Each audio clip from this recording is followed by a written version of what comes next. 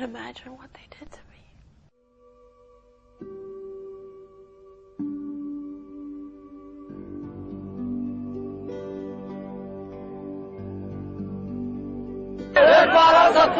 This is what these people have been waiting for. They came here day after day.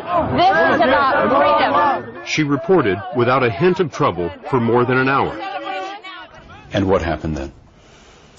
Our camera battery went down. And we had to stop for a moment, and suddenly Baha looks at me and says, "We've got to get out of here." Baha is not happy here? He's Egyptian, he speaks Arabic, and he can hear what the crowd is saying. Yes. He understands what no one else in the crew understands. That's right. I was told later that they were saying, "Let's take her pants off." And it's like suddenly, before I even know what's happening, I feel hands grabbing my breasts, grabbing my crotch, grabbing me from behind. I mean, it's not, you know, one person and then it stops. It's like one person and another person and another person. And I know Ray is right there and he's grabbing at me and screaming, "Lara, hold on to me, hold on to me." As she was pulled into the frenzy, the camera recorded her shout. Stop! And I'm screaming, thinking, if I scream, if they know, they're going to stop. You know, someone's going to stop them, or they're going to stop themselves because this is wrong. And it was the opposite. The more I screamed, it turned them into a frenzy. Someone in the crowd shouted that she was an Israeli, a Jew. Neither is true, but to the mob it was a match to gasoline. The savage assault turned into a murderous fury.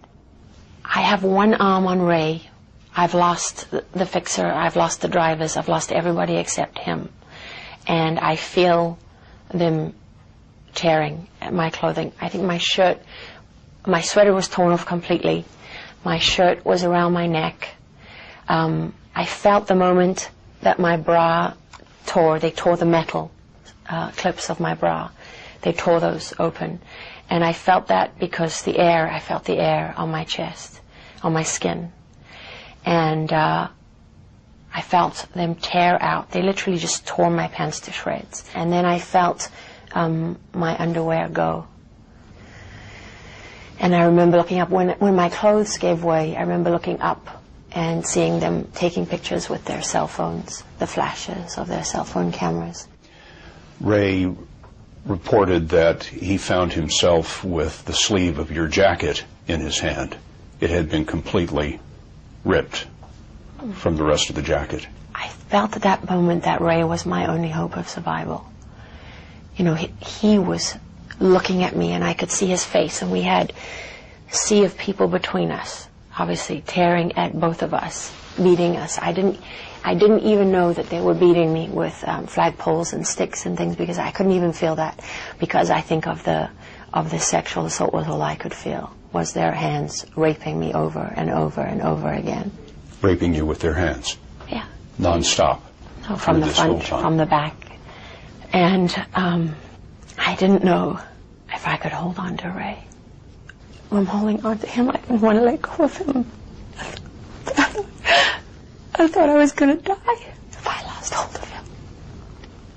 But in that moment, Ray, a former Special Forces soldier, was torn away. When I lost Ray, I thought that was the end.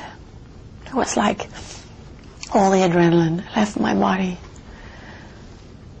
Because I knew in his face, when he lost me, he thought I was going to die. They were tearing my body in every direction at this point, tearing my muscles. And they were trying to tear off chunks of my scalp. They had my head in different directions. Pulling at your hair? Oh yeah, and not trying to pull out my hair, holding big wads of it, literally trying to tear my scalp off my skull.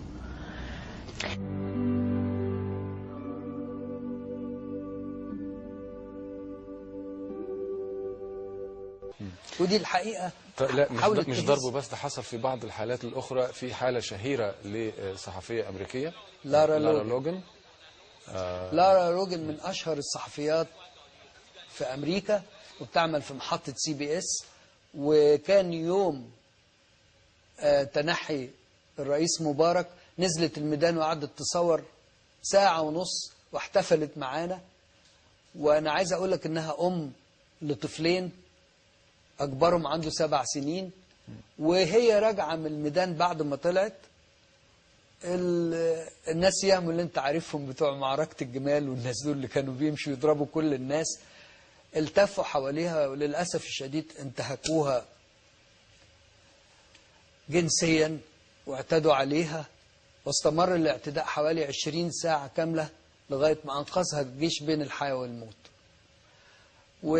ولما راحت أمريكا للأسف الشديد دي كانت نقطة سوداء في التشهير بالشعب المصري ومحاولة إطفاء شكل